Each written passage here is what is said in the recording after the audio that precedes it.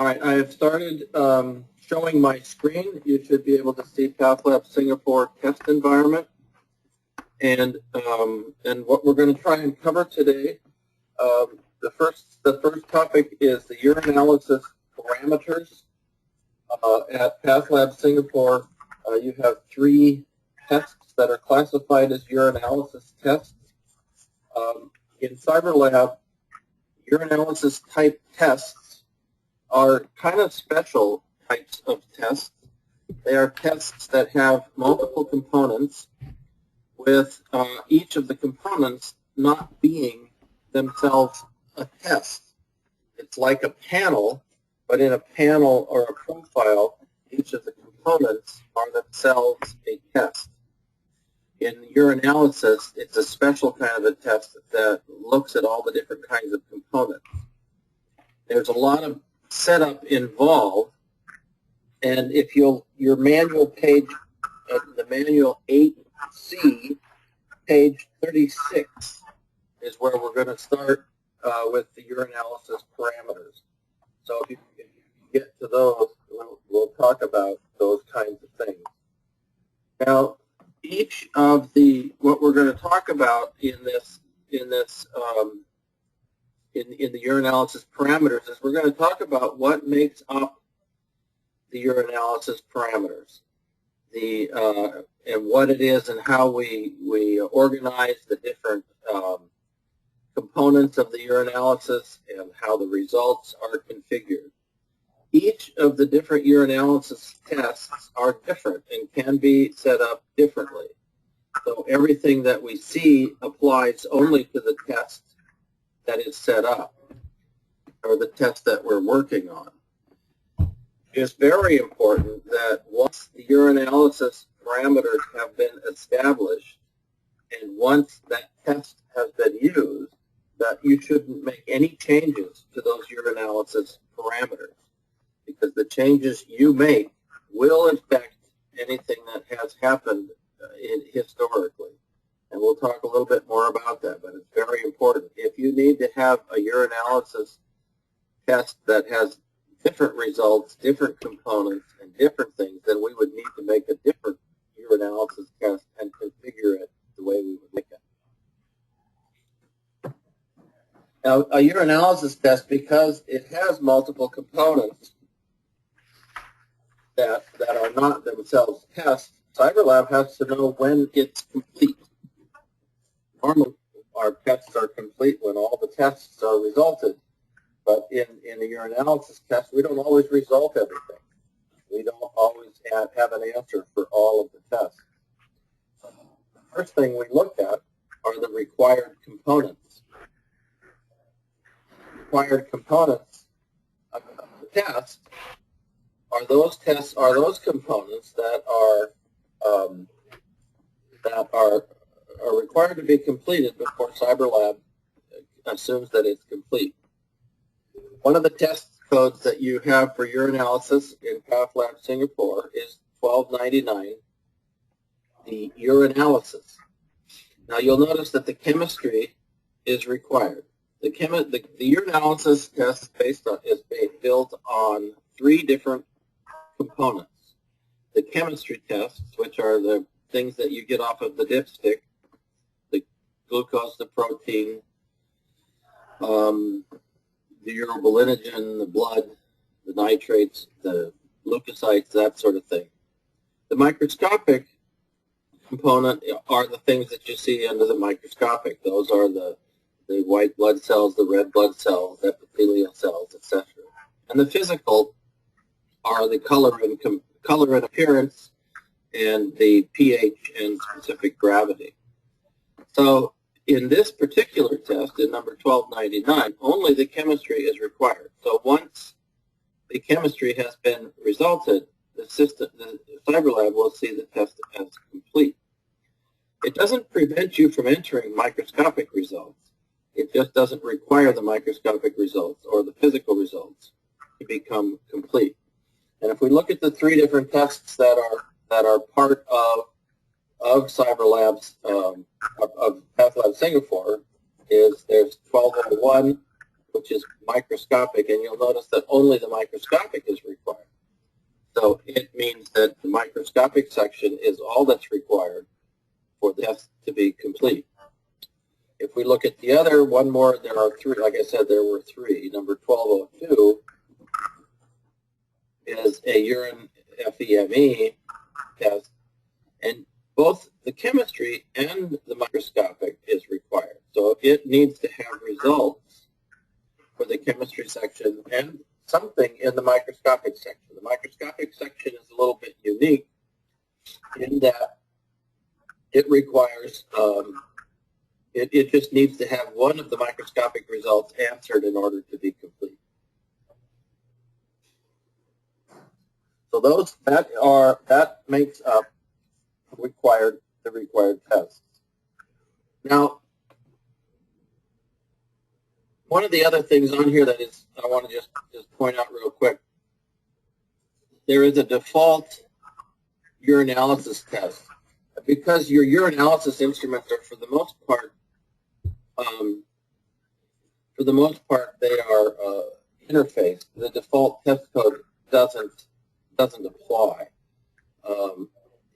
In a manual entry for urinalysis, in those places that are manually entering urinalysis results, this test code is what pops up when you go into urinalysis entry, and so that's why it's there. It is a global default. There isn't site specific, so this test 1299 is what will appear in urinalysis when you go into manual entry for urinalysis. Now, in the parameters for urinalysis, if we look at starting with the chemistry parameters, this basically tells us, and we'll use 1299 just,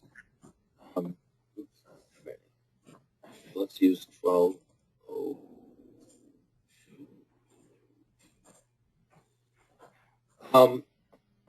This tells us what the results are that we can select from for each of the different components. And what gets recorded is the position of like key 1, key 2, or the default.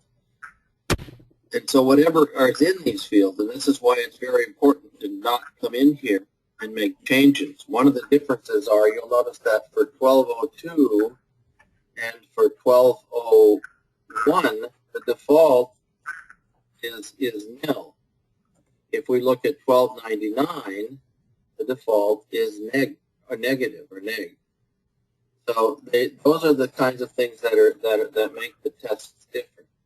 So, for example, if we came in here and changed NEG to NIL, then all of the tests that had 1299 ordered in the past, whenever you looked at them, instead of saying NEG, they would now say NIL. That's why I say if you need to make a change, then you would deactivate this test and create a new test. So each of these results, when you go into urinalysis entry, you will see the options for each of these results, and you will select one of the options. Like for protein, you may select 2+. For glucose, you may select negative. For ketones, etc., etc. So you will look each one of these things. Now, there's some questions, and it looks to me like for urobilinogen and nitrate, you have only positive and negative in all of these other positions. Now, all of the places that are blank, that means there will be no result. If you selected what was in key number 4, you would see no result for that answer, and it would be it just wouldn't be anything there. This last, so that's basically how the chemistry parameters are set up. There is another option down here, just so you know, you don't do microbiology, but the substitute urine test for micro review, there is a test that there is a way for you to add a microscopic to a test that didn't have it before, and that's what we put in here. we don't worry if you ordered a test that didn't have the microscopic and you needed to, during the process you thought you might need a microscopic. There is a way to change the test that's ordered for your analysis without to make it required. Or normally it's not used because you can simply enter the microscopic results even though they are not required.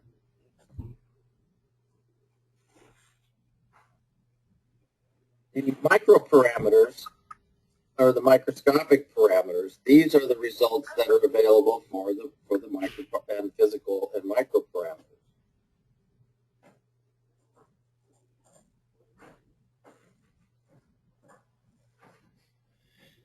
So for the appearance, we can enter clear, slightly cloudy, cloudy, turbid, and other. Now it's really important that these results, yes, somebody say? Okay. It's really important that these results match the instrument because the instrument will send over results in a particular order. So the second position would be slightly cloudy for appearance if you entered the appearance and color. Some of the instruments allow you to enter the color and the appearance. Sometimes you have to enter those manually. But it's important that if the instrument is sending these color and appearance, that they be in this particular order that is here. Of course, this has all been worked out. The qualitative and quantitative results are kind of interchangeable. They can be used to answer the microscopic results, any one of them.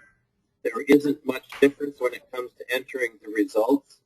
So you have them labeled as negative 3, 6, 9, 18, 36, 72, 142, 4, 1 plus, 2 plus, and 3 plus. So these are the answers that are available for you to answer the results for the microscopic. So you can say 2 plus WBCs or 2 plus phosphates or what. Now also in your analysis, you have an option to code in 4 of the most common crystals. You have labeled key number 1 as crystals, key number 2 as uric acid, key number 3 is triple phosphate, and key number 4 is calcium oxalate. These are options that are available. You would select the crystal, and then you would select the amount, and the amount would be either the qualitative or quantitative value. Anything else, of course, would have to be entered as a comment.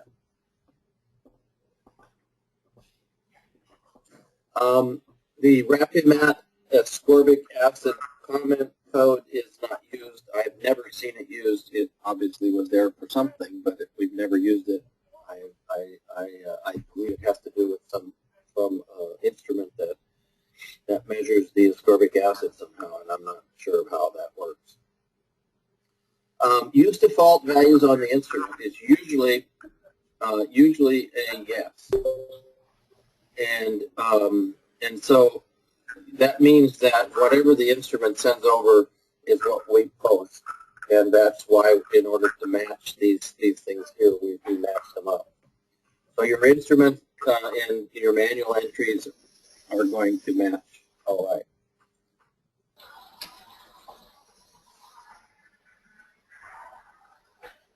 Okay. I just saw someone labeled admin. Who is here for admin?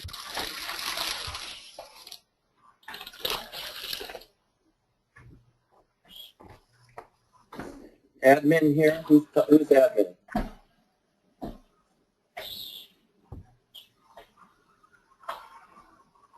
Who just joined? Who just joined?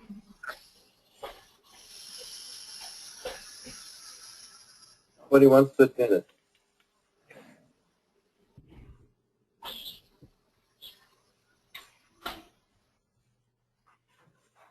All right. We'll move on to the next thing. The next part of the urinalysis, again, because it's a special kind of a test, we have to have a way to handle the normal ranges. So the normal ranges in the urinalysis, we have a way to determine which results are normal and which results are abnormal. And in addition, we have a way to tell it that the result is normal and we don't want it to print on the report. So when we see a result as normal, no print, then the results are not going to print on the report. There are 4 different tabs, 4 different sections. The first one is basically the chemistry and the pH and specific gravity. So we notice that each result, if we look at protein, the normal or the nil is normal, trace is, and all the rest are abnormal. And the last selection says normal, no print. And even though there's no result there, it's possible to select an option that isn't there, and so it just wouldn't print anything. If you look at bilirubin, they're all normal, no print. So even if you resulted bilirubin with any result, there would be no result printed for bilirubin, and bilirubin wouldn't print at all. So that's just the way that this 1201 urine microscopy, and the reason it doesn't matter because the urine microscopy is actually just for microscopic only, and so you probably wouldn't be entering results on this test for the chemistry at any rate. So normal and then abnormal, and if abnormal, it's going to print and it's going to flag as abnormal. Simple matter of entering a drop down here so that you can see what your what the answers are, and then normal, no print. The pH, low is 5.0 and high is 8.0. Anything below 5 and above 8 are going to get flagged as abnormal. On specific gravity, anything below 1.01 and above 1.035 is going to be flagged as abnormal. The physical looks just the same for each result. There is a normal and an abnormal, and then there was a normal, no print. So for the color, yellow is normal, everything else is abnormal. For the appearance, clear is normal, everything else is flagged as abnormal. The microscopic, each one of the components for crystal, WBC, RBC, and epithelial, each one of the possible results are determined as normal or abnormal or normal, no print. Micropart B are the rest of the microscopic components, the hyaline cast, granular cast, RBC cast, bacteria, and mucus. So that's basically how the component results are set up to flag as normal or abnormal. The last thing we have to do is in a urinalysis, we have to determine what it is we want to put in the normal range column. So for each of the tests, if we look at the reference ranges for 1299, then on the report, in the normal range column, the reference range is going to appear. So it's going to, if you'll notice, the color is yellow, the appearance is clear, the protein negative or trace, and the chemistries are negative, the white blood cells are yada, 0 to 6, 0 to 3, etc. And so for each one of the components of the urinalysis, when those components are reported in the normal range or reference range column, this is what's going to show up. Now, interestingly enough, on 1299 and 1201, we have those reference ranges. But on 1202, which is the urine FEME, the reference ranges are not there. So they do not print on the report. So that's either by design or oversight. But if you ordered a urine FEME and a 12 or 1202 urinalysis and put the results in, you shouldn't see anything in the reference range file.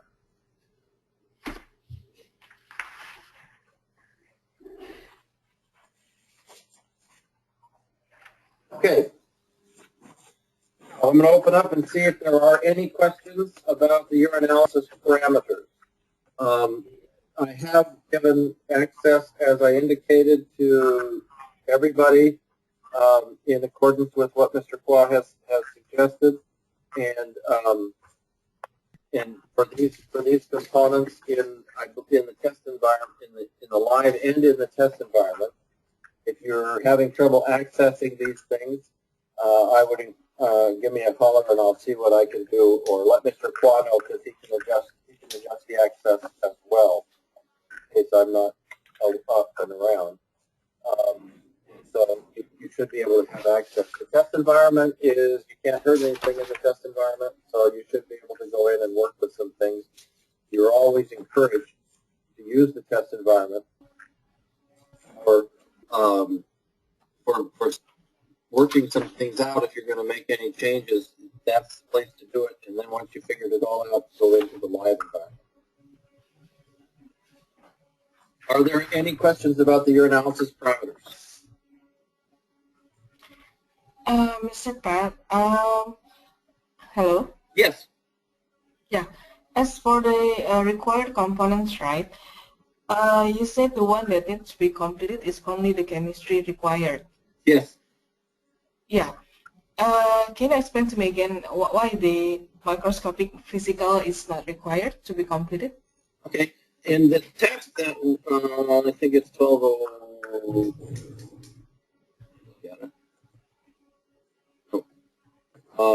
In the test, when these were set up, and this has been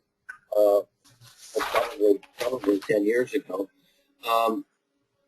this particular test basically, well, I guess it was $12.99 now that I'm thinking about it. It was set up so that the chemistry is all that you would require. This is like a dipstick only test.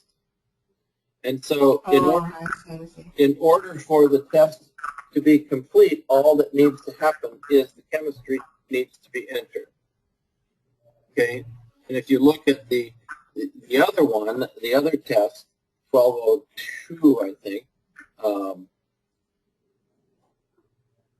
it was a microscopic only. And so the only requirement in 1202 is, okay, I lied. In 1299 is, one of them was a microscopic only, I think. Okay. So, yeah. That's why. Now, you can still enter microscopic results on this test. But you can, like I said, you can still enter them. It's just that they're not required for the test to be considered complete. Okay? Okay, I get it. Yeah, sure. And then for the microparameters, right? The yes. appearance, Q1, Q2, Q3, right? You mean the Q1 means the number one, or what? Yeah, it's just the first. We used to have a system in CyberLab, a keyboard. Actually, it was a little keyboard, and each key. That's why it's called a key. It's because that was the key we pressed. Was key number one, and when we were doing protein, key number one would come out trace, and key number two would come out 1+. So it really doesn't. It's just actually holding a position in the database. Now, our system now matches up the results we get from the interface, or when we go into urinalysis entry and enter. Let me see something here real quick. Maybe I can do something real quick. It might be easier to explain if I have a test.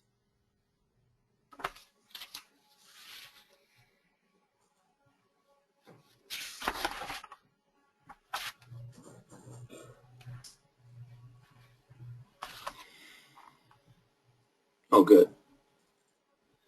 So I think this will.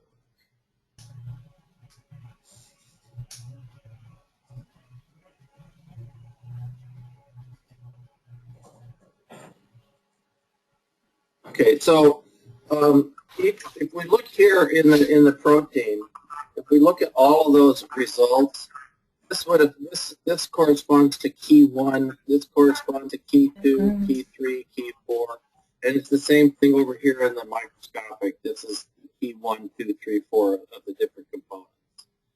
So that's how that that's all that means. And so if you wanted to, it's just a way that everybody can use their own, because some places, instead of using 1 plus, 2 plus, or 3 plus, they'll use an actual amount of it. Because if you look at the dipsticks, they can either be a plus system or they can be a numeric concentration. Or in some cases, like you have for, I believe it's nitrite, you have all of the results it's either negative or it's positive. You don't go to 1 plus or 2 plus or anything. You just call it negative or positive. So whatever you enter there is negative. Does that answer your question? Yeah, sure. Okay. And then the last question. As for the normal ranges, right? There is a option normal or no prints. Means if the results normal, means it won't be printed. Yes, the normal results will print, and then if it says normal, it'll print. If it says abnormal, it will print. The only time that it won't print is if it says normal, no print. So this prints. The protein negative would print. The glucose normal would print, and so on. So and the glucose, all of these things that say the only thing that wouldn't print is if you selected.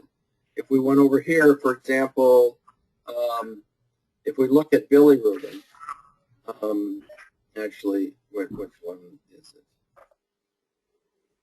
Oh, on the one test that we had, bilirubin was all negative, no print. So even if we had selected a result, it wouldn't print because it was normal and no print. So I'm trying to think of what the test was. It was one of the other urinalysis tests. So that's the thing that you have to be careful of. It's not hard. It's not as easy to make a mistake now as it was before, because we used to have little spots.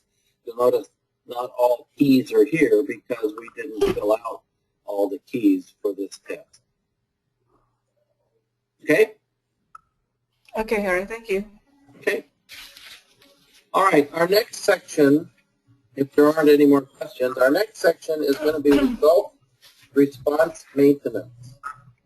Result response maintenance, the manual pages for this is 8K as in kappa, and it's going to be on page 22. That's where we're going to start. Now, a little bit about result response maintenance. The name of this program basically tells us what it's going to do.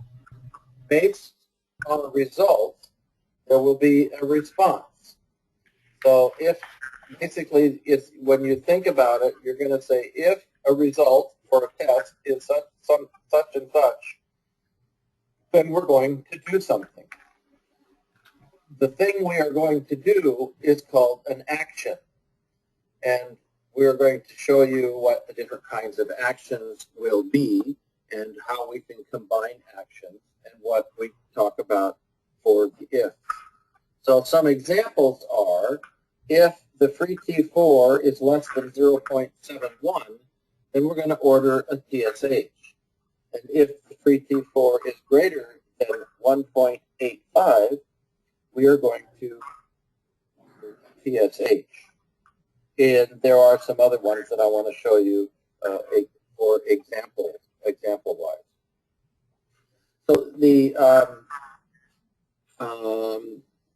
result response maintenance is located in file maintenance, database maintenance, test panel maintenance, and result response maintenance.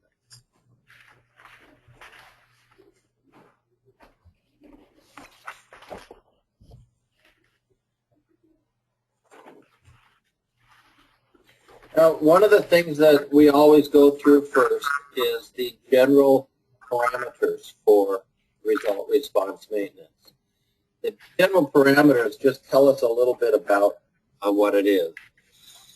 Now, the action, I apologize, you do not have a screen print of this page. So I covered that earlier. So what you got in your packet doesn't show that, but you can write in what I just kind of down below on the first screen about the general parameters. The first thing is the action tech ID. And so what happens is if result response orders a test or deletes a test or changes a result or does some sort of action, then the tech ID that we put in here tells the user when they go to look it up that the action was done by the result response generator and not by a particular technologist. And so when it's really helpful for troubleshooting. Result response rules are called rule sets, and they are contained in a rule panel. There are two kinds of rule panels.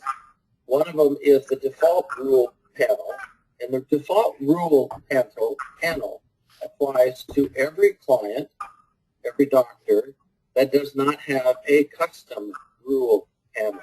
We'll talk a little bit more about the panels when we get to the panel. But the custom rule panel is a panel that is set up that applies only to a particular client or group of clients that you have set up. And you have both sides, both set up are in your system. You use both. This next option, it says use the default panel as the client's default. That just means that this is the panel that is entered. If we go into the client master, we're going to look for a RRG panel, and if you leave it blank, it will use the default. And then if it's a custom, then we would enter the custom. No rules panel. Now this would be something that would be used very, very rarely. If you had a client for whatever reason and you didn't want any of the rules, not even the default rules, to be applied to that client, you would enter non-rule in his RRG panel. And we're going to talk a little bit more about the client master in the next session. I think it's the next session. And we will we'll be able to, yeah, the next session. And we'll talk about that. So, if we look at the rule, one of the first, a simple rule to start with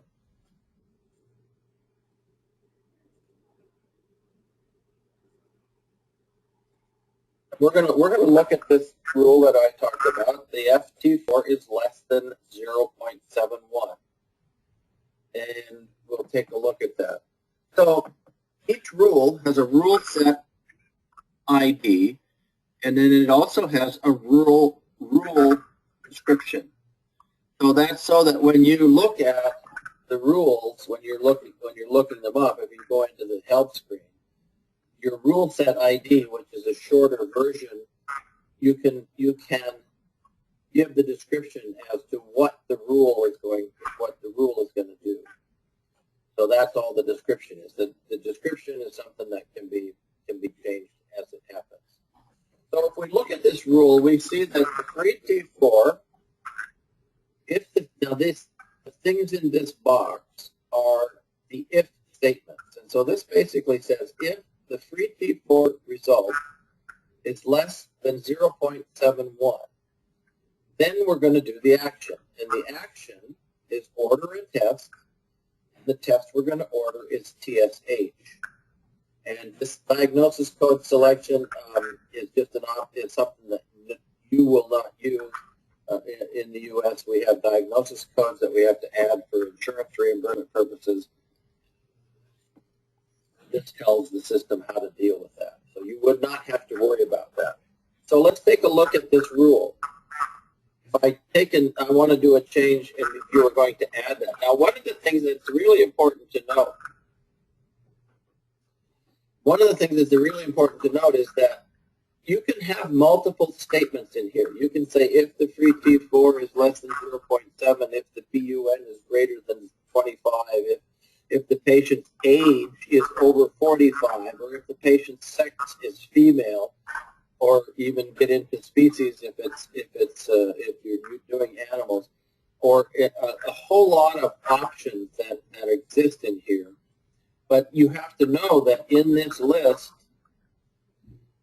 every one of the things that you put in this list has to happen, because each one of those is like an and. So it would be if the free T4 result was less than 0.7 and the patient is over 45 and the patient is female.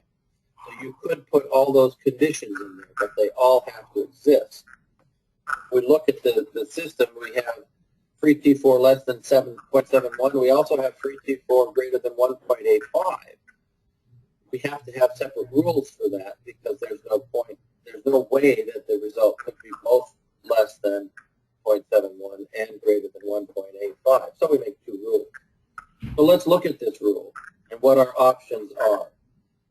In this case, a test code. That's the result. Now, these are our options. We can say, is it a result of a test code? Is it the range flag of a test code? Is the result of this test pending? Is this test ordered? Is this test not ordered? Any result for this test, any range flag, age, sex, and species are all other combinations of results that we can do. So if I was to say, if the range flag for T4 is equal to or not equal to the available range flags, normal, abnormal, low, very low, high, and very high. So if we can make those conditions, if we can say the result is pending. So if the free T4 result is pending, then whatever we wanted to do with this test would be happening. And we have some of those in here. Is ordered and is not ordered. If the test is ordered, any result equal to a numeric result of 0.7. So that's not just that test. That's any result. Any range flag. And the same thing, of course, with the age. If the age is equal to, greater than, or whatever. So you can bring all of these things into the rule and build it into the rule. Now, once you have your conditions set up in the rule, then we have an action. The action is, the actions available are, we can order a test, we can delete a test, we can replace a test, we can assign a numeric result. So if the, and that's very rare. I'm trying to think of how we would do that. But you could assign a numeric result. You could assign an alpha result. So in this case, if you assigned an alpha result, you would say, for example, you wanted to report the result as negative for whatever reason. So if it comes up less than 0.71, you could result it as negative. You could delete a test result. So that would make the result pending. And if you'll notice, when we order the test, or if we delete a test, it doesn't have to be this test. You could say if the FT4 is less than 0.7, delete the FT4 and do some other things too if you wanted to. They're all of the things that are in here. Add a comment to a test. So if the test, in some cases, a result is outside the limits of the way the machine can measure, you may want to add a comment that says something like, these results are outside of the limits of the instrument. Delete all the rule tests. This one is a weird one because it will delete all the tests inside the rule. Credit rule tests has to do with billing systems, and what it does is it issues a credit for the test. And it's not used very much. It only has to do with people with billing interfaces. Then in an action set. Now, an action set, whenever your action requires you to do more than one rule, then more than one action, then you first have to create an action set. So if we take a look, for example, on a rule, this rule plus TG,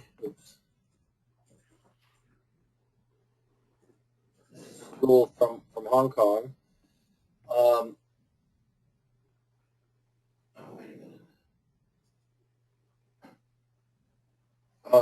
is not in the test environment.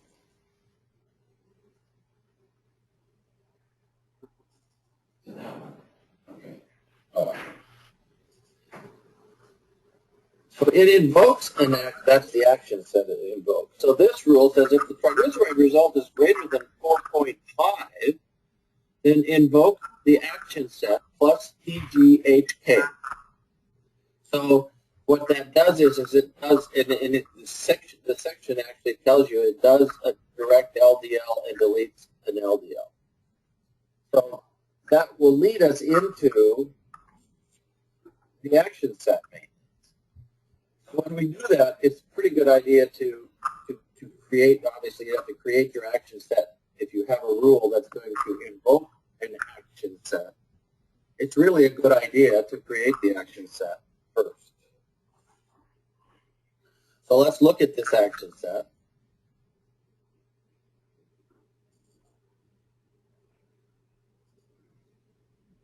And essentially, it's a list of the actions. Order the test HDL, delete the test LDL.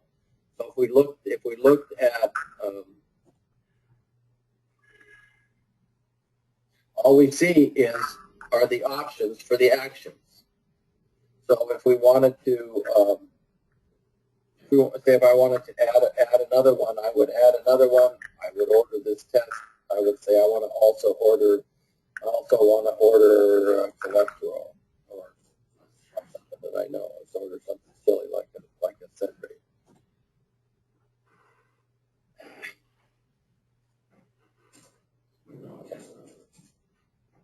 Trying to be clever and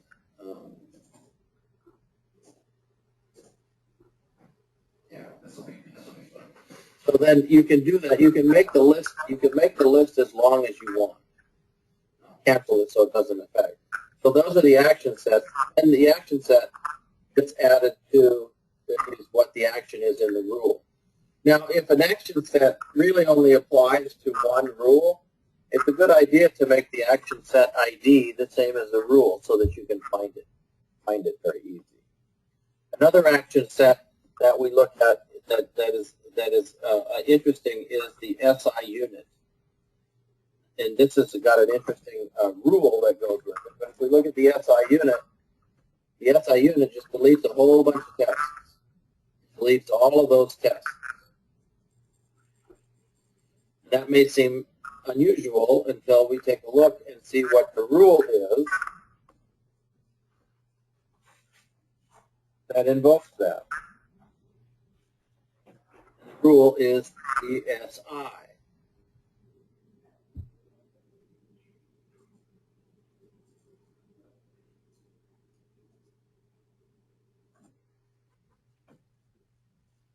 And so basically and this is a good example too, if all of these tests are ordered, PCSI, HDLSI are ordered, then what happens is you have to delete, apparently, the action set SI unit. All of the non-SI unit tests are deleted. Now, what I mentioned before is that every single one of these tests has to be ordered to make this rule work. All of these tests would have to be on the sample and ordered on the sample. Otherwise, the condition is not satisfied. If it's a matter of each one of these tests, any time they're ordered, like TGSI is ordered, then delete the TG, then you would need to make a rule for each one of these situations. But one of the things that happens whenever you create a rule, and I'll make a real quick rule just so that we can do this.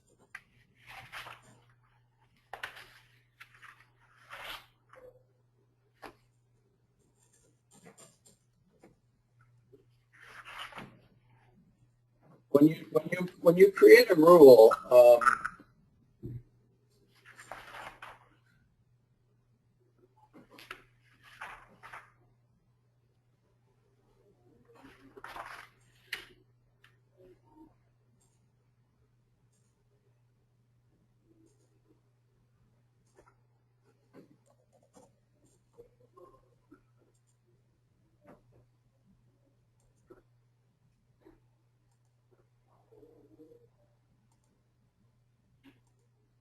this is, again, fairly silly, but you're going to see a prompt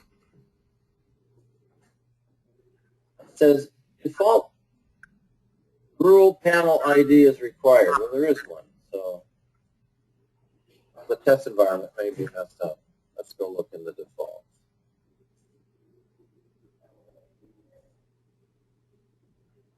Default. So each rule becomes part of a panel. The panel is what determines. There it is.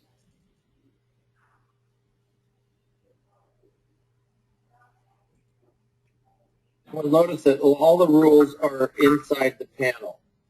Now these rules, the default rule panel, is the one that applies to everyone by default. Now what I think has happened in the test environment is that this default panel has become full. So what you have to do is to create a rule panel called default2 and place the test in there. That's something that I might have to help some folks with if you ever get to adding any more panels to the rule.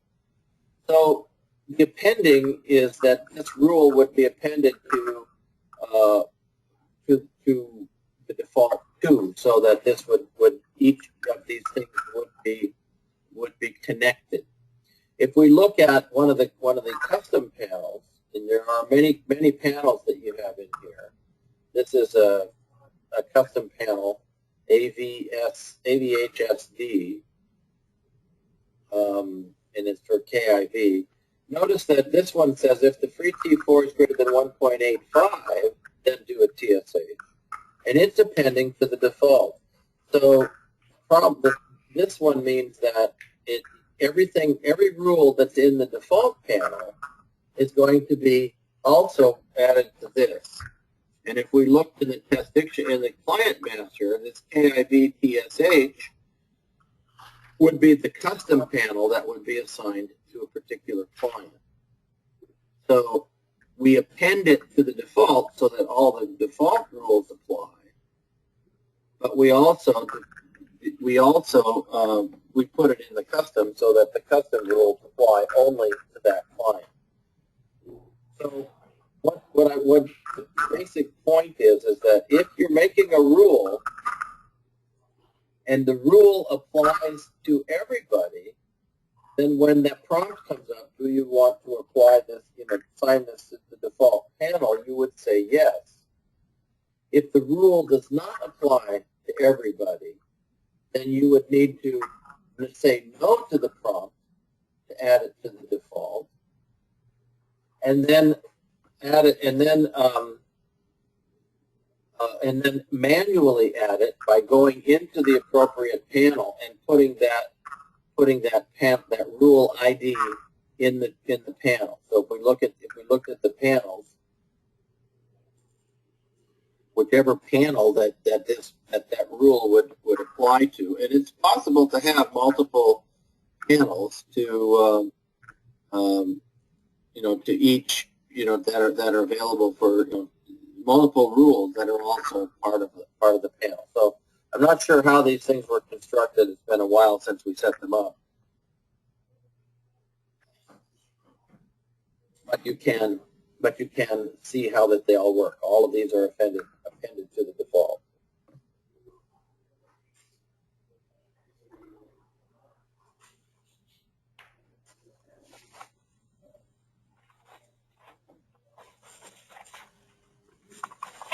Now the last thing I want to talk about, I also do not have a screen page for you, but this is something that when you look at result response rules, if you go in and you set yourself up a result response rule and you find out that it doesn't work and you're trying to figure it out and you do some troubleshooting, there is a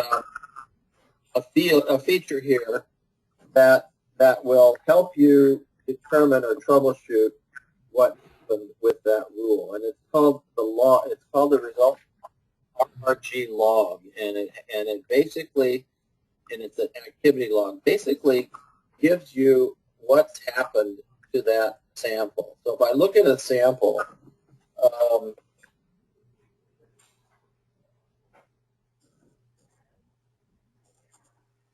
and you can put in a date if you want.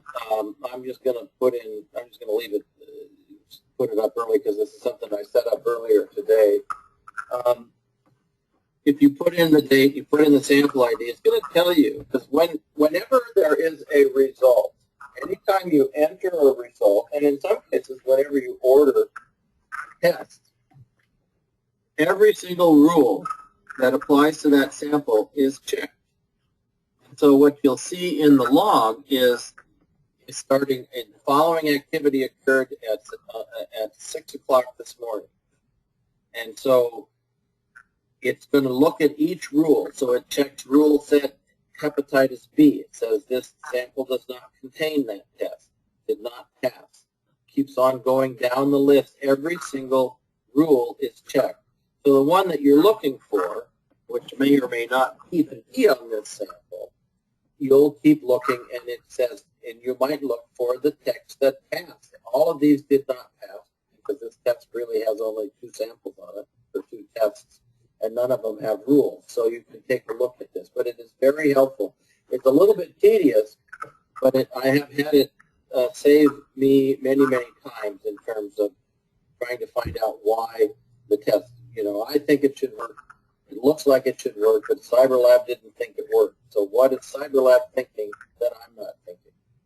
And you'll notice here that at 6:06 in the morning, some more activity happened with this sample, and so it goes through all the rules again.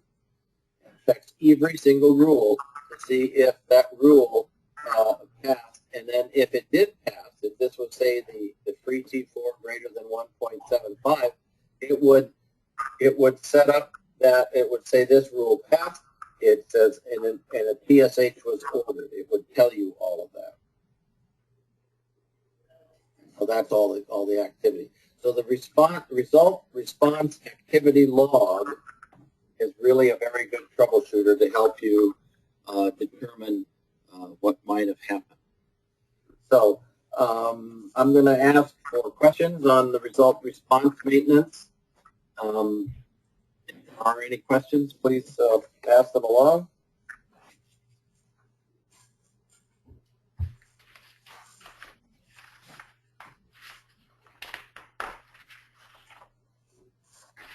Now, keep in mind, too, if you do think you need to have a new result response rule, and if you're using tests that are commonly used by other folks in the system, you'll probably want to coordinate with Mr. Qua on a rule that might affect everybody, and there may have to be some action. So, no questions. We're going to move on to the next section, which is calculation test maintenance. And this is in your Manual 8C, and it's on page 51.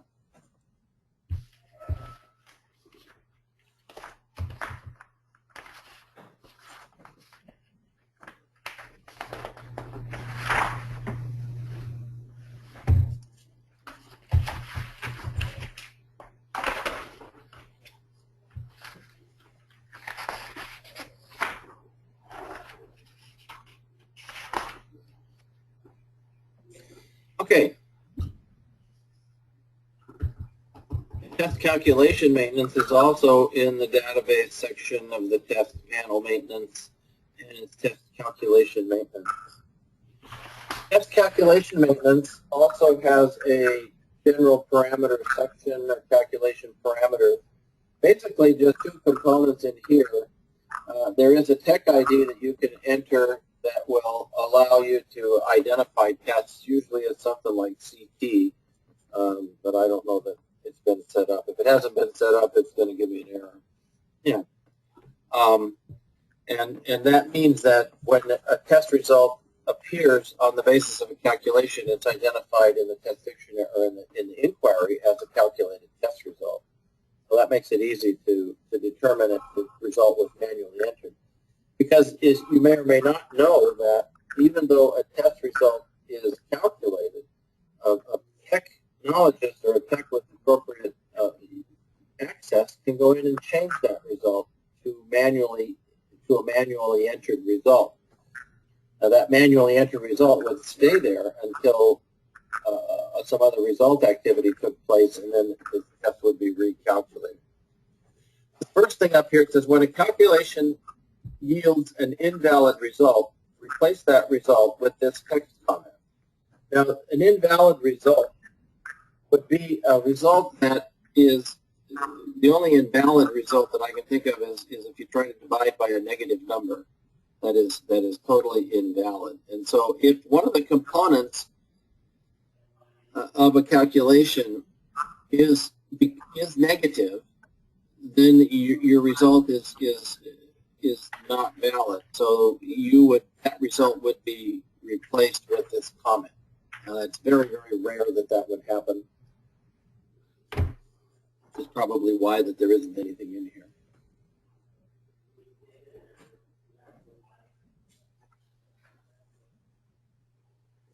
Now, I'm going to use as an example a calculated test that we just recently completed for Cambodia. It has to do with the estimated GFR. And the estimated GFR test is one of the more complex calculations that we have, and it uses almost all of the different options that are available in CyberLab or in this test calculation procedure. Now, this is the summary of the steps, the summary of the calculations, and I'll go through them and we'll talk about them, and then we'll go through it how it happened. And another thing that you need to be clear on: the calculated test program for CyberLab is basically a set of two-component operations. So it's A times B and C times D, and then the result of the A times B plus the results of the C times D. So you really only have two components in the calculation that you can work with at a time. So we start with the formula for the calculated test. The formula for the GFR is basically age times the -1 to make it minus, and we'll go through each one of these things, but it has to do with if it's male, you adjust it by 1.23. If it's female, you adjust it by 1.04.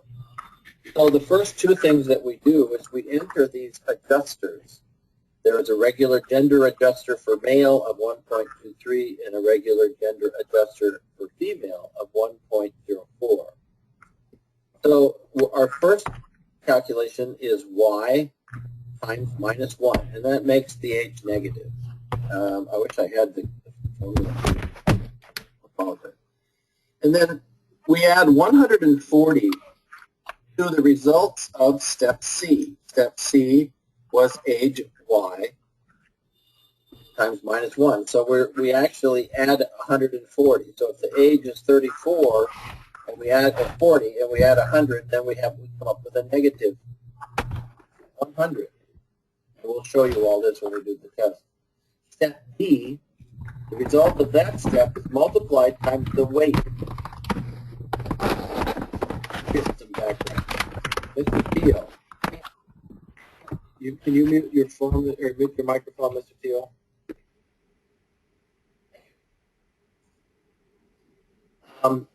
And then we're going to use the gender adjuster. So basically what happens here is if the patient is male, we're going to take 1.23 times the result of step E. If the patient is female, we're going to use 1.04 times the result of step E. And we take the creatinine, divide that by 0.0113, and step F which is the result of this process here, divided by the result of this step here. So one of the things that's really handy about this program, or was really nice about this program is we were able to test it. So it's going to ask us what the age is, 43. And it's going to ask us what the weight is, and that's 43. I think that's not good. And we'll call it a male.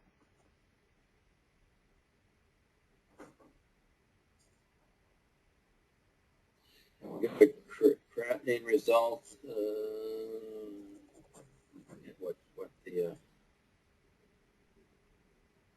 So it tells you everything that happens throughout the step of the result. So we take 43, that's a minus 43, 140 minus 43 is 97, 97 times the weight of 43. Gender adjuster, because it's male, it uses 1.23 times this number from here, we get this number. The creatinine is 203, and so the final EGFR is 25.2055. Now, in this, it will round that off to whatever precision that has been designed for this procedure. Now, let's take a look at one of the steps, and that's what we see at the bottom of page 52 is one of these steps, what it looks like, or up there at the top. I'm sorry. We'll just use this particular step here. So the first operand in each of our two-step operations, it can be a test code, so the result of any test code. It can be a hard numeric value. It can be a prior step, which we've seen. It can be the age. We can set the regular or exclusive, and I'm not even going to tell you about the exclusive because it's never used. So I'm not sure even why it's exactly there. But we can use the gender adjuster, or we can use a race adjuster. This program, Mr. Teo says he can't hear. Is anybody else not hearing me?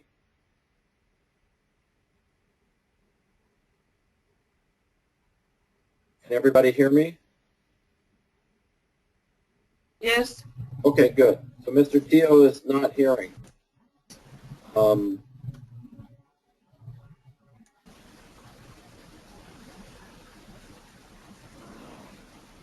don't know what to tell you.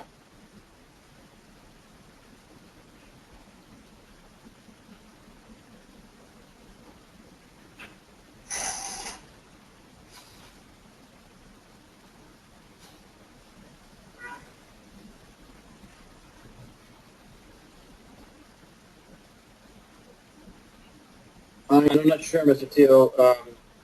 We are recording this. We might have to catch up with you on the recording. Or maybe you can log out and try and log in again.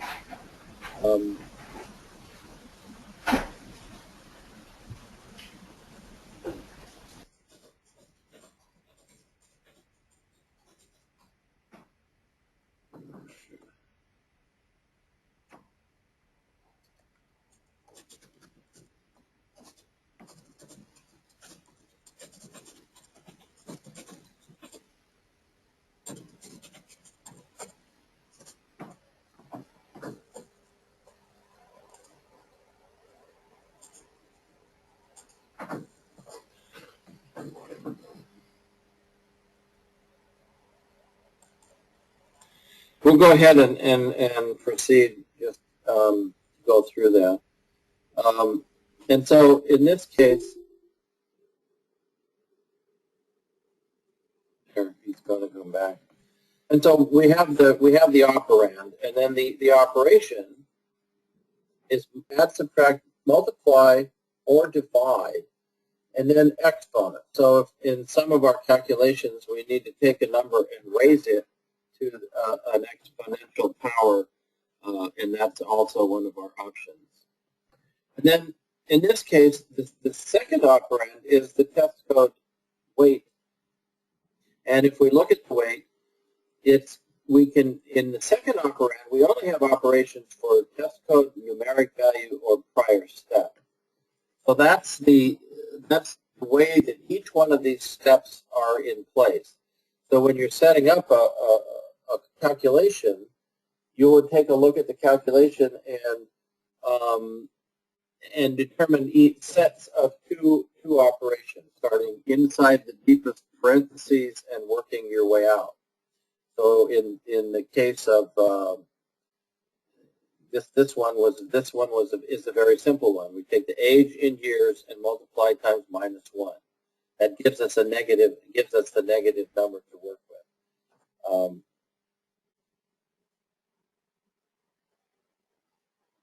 And I can't remember why I did it that way. Mr. Pio is back. Oh, okay. My speaker is working again. Oh, good. Good. I'm glad to hear it. So the calculation results from step H. And then, of course, the final test that you'll want to do is always order a test and result the test and see if the calculation comes out the way you think it should. So even though everything looks good in the calculation setup and looks good in the test during the calculation setup, it's always a good idea to go back and test it. We're going to look at another test, another calculated test that's a little bit simpler. This one is the BMI test, and so it doesn't have a lot of the components. It's basically the HTM times the HTM, which is HTM squared, I expect, and then the weight divided by the step A. Now, interestingly enough, if we wanted to, this could also be done by changing it to the exponent. Now, I suspect, so this is just another way to take it. You're basically squaring the HTM, and you can do it this way. And my guess is that this calculation may have been designed before the exponent was added. There was an update a few years back for this, and the exponent was an operation that was added. So this would work in the same way. So this calculation is very similar, very simple. So if we put in the height, I guess it's in meters, right?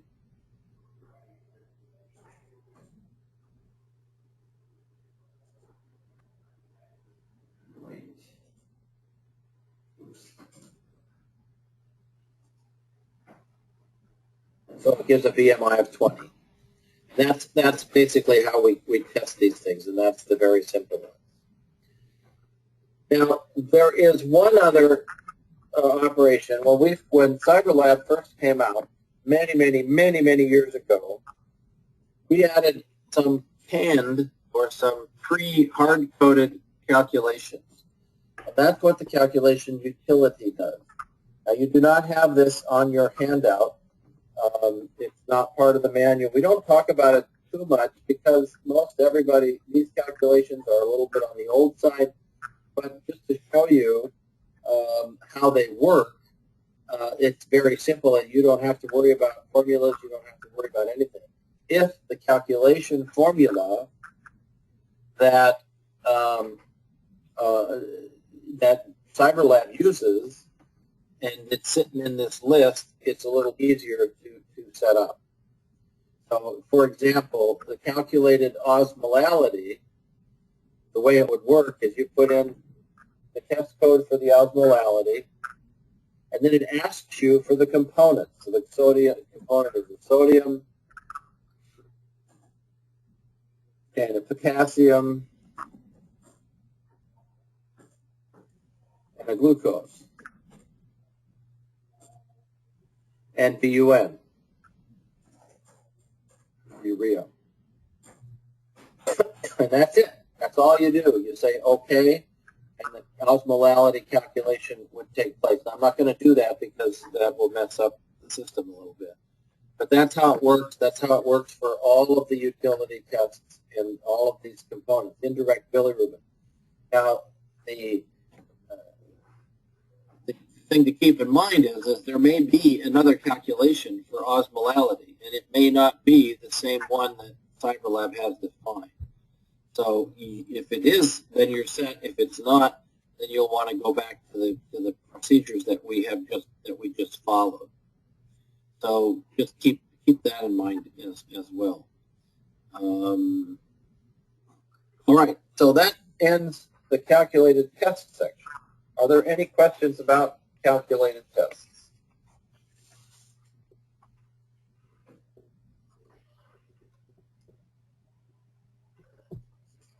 Okay. The last section that we have, we're moving right along,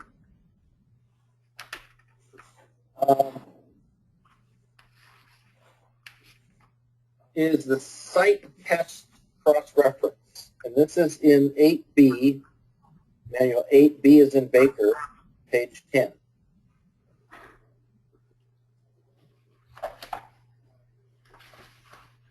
CyberLab feature for CyberLab called multi-site means that each system, CyberLab system, can have many other remote sites.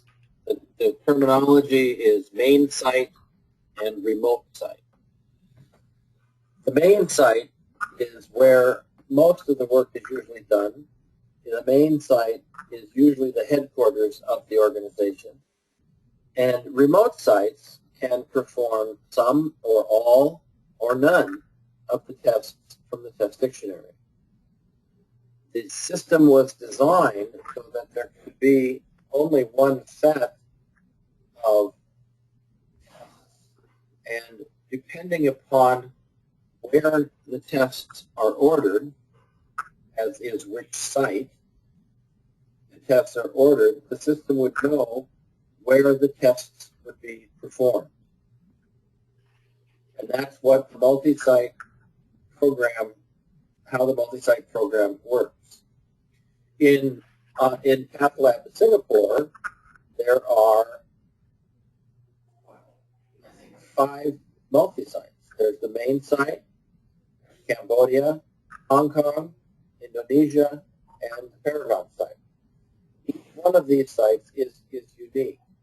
And what's nice about the multi-site program is that it can be the certain features of CyberLab are what we call site-specific. So if you go in and call up a pending work report, you are at the Hong Kong site, you are only going to see the tests that are pending for Hong Kong. If you if you create worksheets to do SED rates, you are only going to see the SED rates that are ordered to be performed at the site, specified site, or Hong Kong, or wherever they were set to be done. In the same thing with an instrument interface, instrument interfaces, for the most part, rely on load lists. So when a test is ordered, it is put on a specific load list. So the load list for the central link at Paragon is different than the load list for the central link at the main site or at another remote site. So that when we set up the site test cross-reference, or that we set up the sites, we will designate that's the place where we tell it how it works. So site test cross-reference is also in file maintenance, in database maintenance, and in site test cross-reference. The options in multi-site are to maintain an existing site, add a new site, set up the test cross-reference, list the test cross-reference, and site test changes log for the site. And the final one is copy site definitions.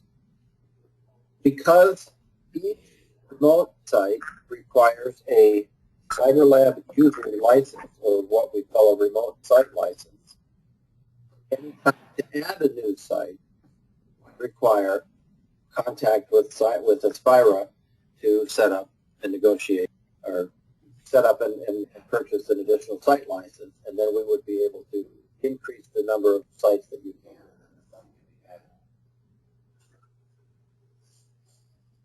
Normally what happens when a new site is ordered, like when we added Cambodia or when Malaysia added Vietnam, we created the site, the minimal part of the site, and put in the information.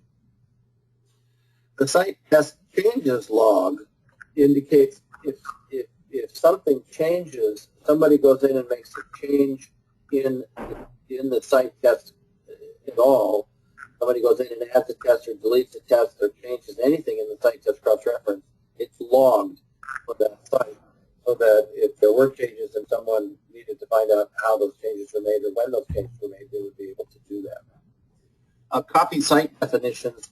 This just allows you to copy the site definitions of one remote site to another remote site. So if you're adding a new site, and it is basically the same, for example, as the Paragon site, you could copy the Paragon site to the new site and then modify it from there so you don't have to enter all the information. So let's take a look at an existing site. We'll look at let's look at Cambodia. Maybe.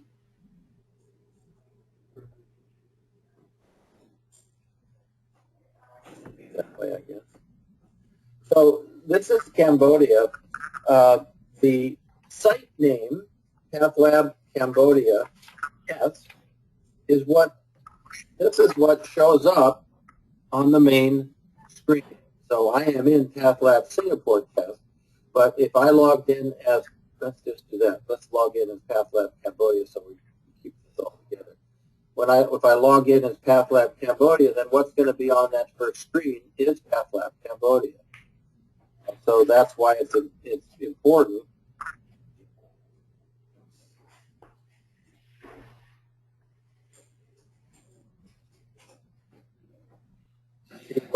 The PathLab, that's what shows up there. The address information that we see in the rest of the fields are what shows up on the patient report when we print the site address and numbers on there from the site. Now the patient reports are going to reflect the ordering site. So if the test was ordered at Cambodia, then it would show PathLab Cambodia and its name and address. If this prints out, it probably doesn't print out because you guys use pre-printed paper. But if you were to fax something or print it locally, you would not see you would probably have a report format that's configured to show this information. The rest of the information is just informational.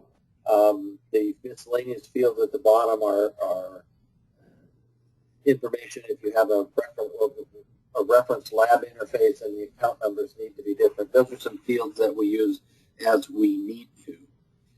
The default printer ID is basically if you go to print something, then the default printer for that would show up. Most places are not using default printers because they're all they use a different printer at different times. But in the case of Cambodia, for example, there are only two. If your primary Cambodia printer was 29, you only have the one. So you could put 29 in there, and then it would pop up in terms of whenever you required, whenever you went into print, then that printer would be there as a default. The rest of the information is just informational about that. I think the important thing to know is that that's what shows up on the patient's report.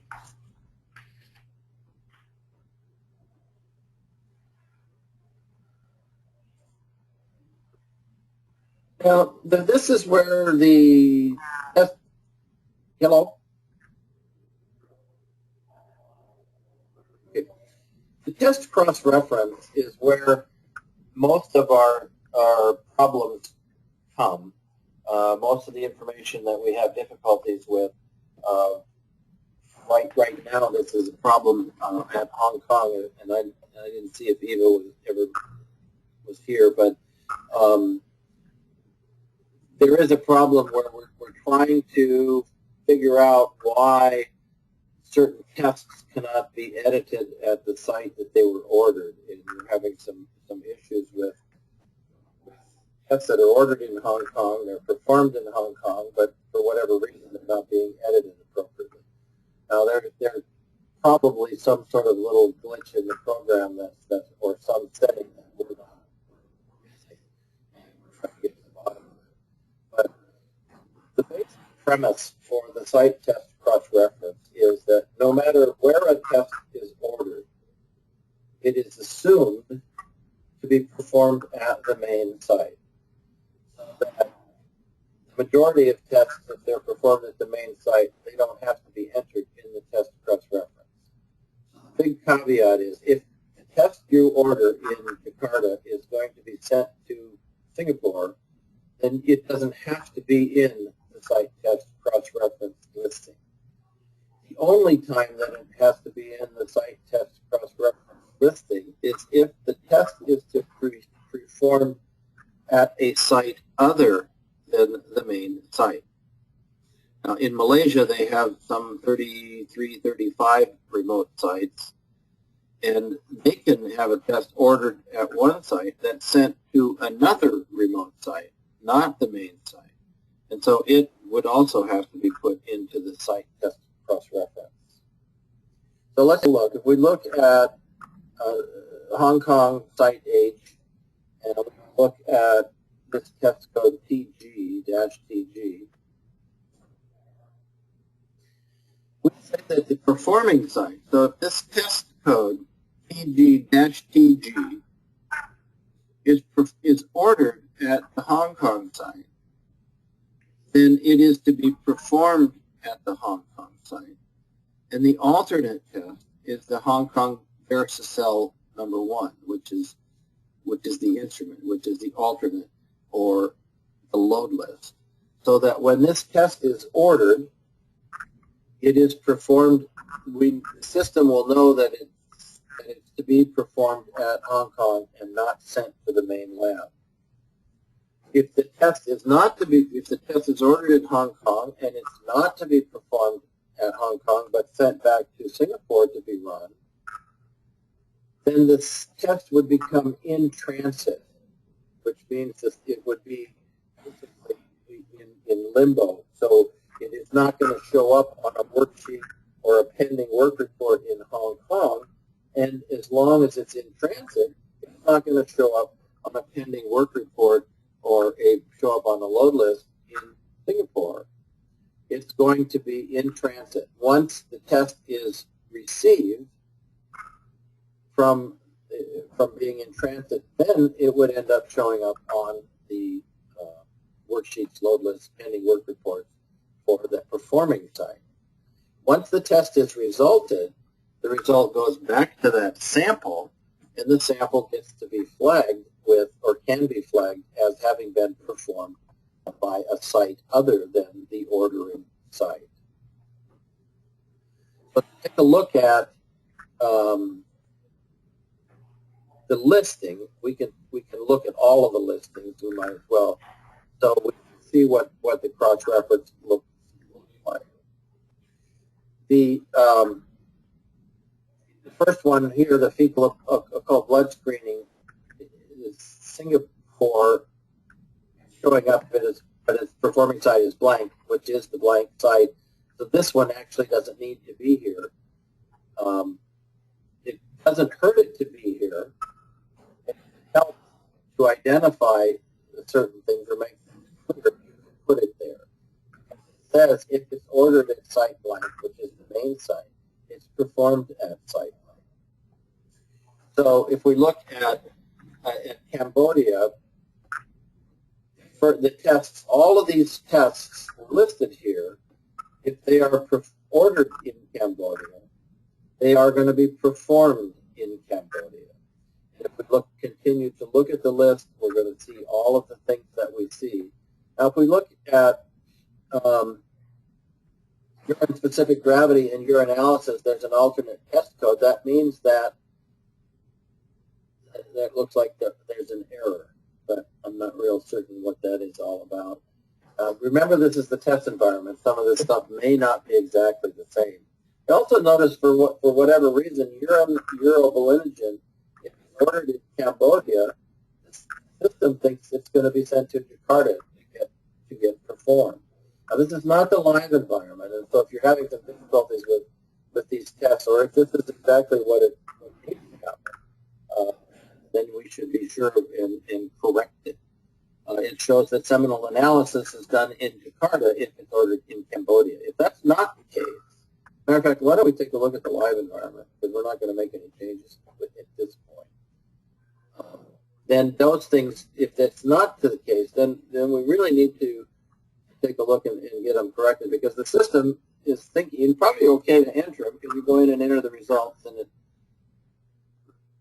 it says it, but it may mess up because Singapore is getting, or Jakarta might be getting some tests from Cambodia that it doesn't know what to do with.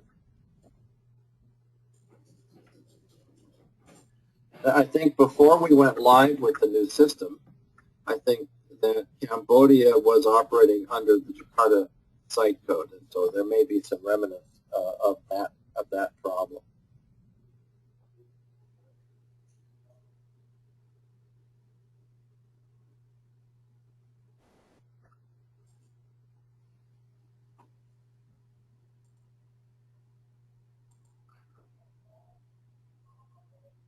This obviously can be printed out to a report as well.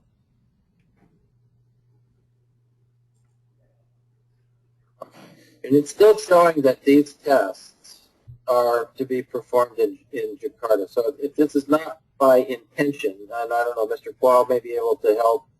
Seminal analysis looks like it's supposed to be performed in Jakarta, or I don't know. I don't think that Cambodia is sending those tests to Jakarta. But if they're ordered in Cambodia, the system will think that they are to be performed in Jakarta. That's the end of the list here. So these tests that... Yes. Mr. Quad, did you have some? Yeah, that need to be changed for Cambodia now. Okay.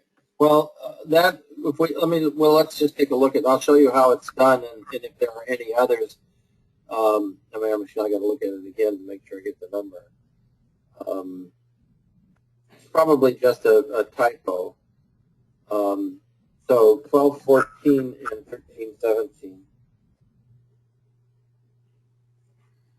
So to do that, you would simply go into the site test cross-reference.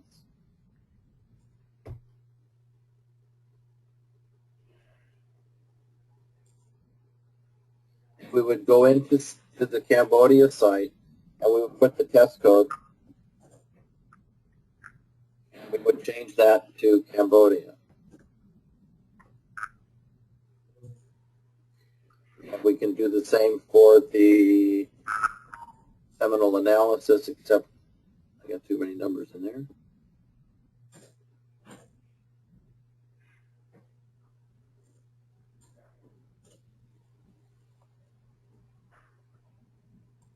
Okay, so that's fixed.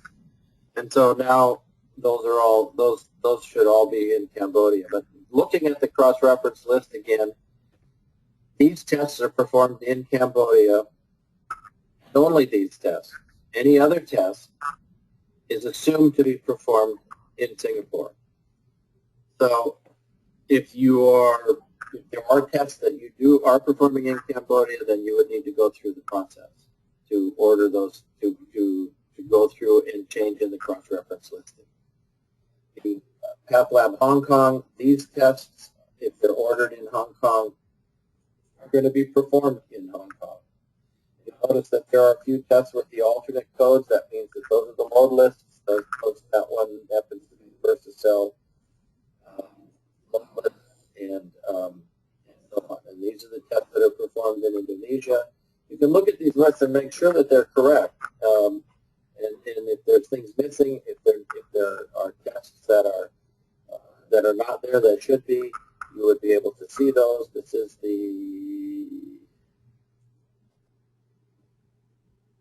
that's Paragon. I noticed a couple of problems here. Here's a hematological indices that looks like instead of Paragon, it's got a J. So this is a program that will need to be reviewed to make sure what was happening. And probably what happened was is that when these sites were created, they were created with a copy, and not all the things got changed. So, it's like a lot of J's on the Paragon site. So take a look at that, and you can go ahead and make the corrections. Are there any questions about the site test cross-reference? Any questions about anything that we covered? We went through it pretty quick. I guess I allowed for more questions and more comments. I don't have anything else. So if there are questions, let me confirm. Mr. Lau, did you show up? Are you here?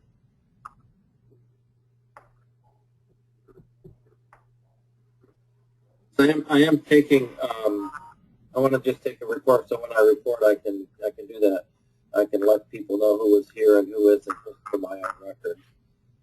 Eva, did you come? Is Eva show up? All right. Next Monday or next Tuesday morning, we're going to talk about the client master, the comment master, the work list format maintenance, and we're going to talk about the instrument result edit format and auto release. So we'll be meeting if we're still on a good time schedule on 22 July at 8 o'clock in the morning Singapore time, and we'll pick it up from there. Last chance for questions.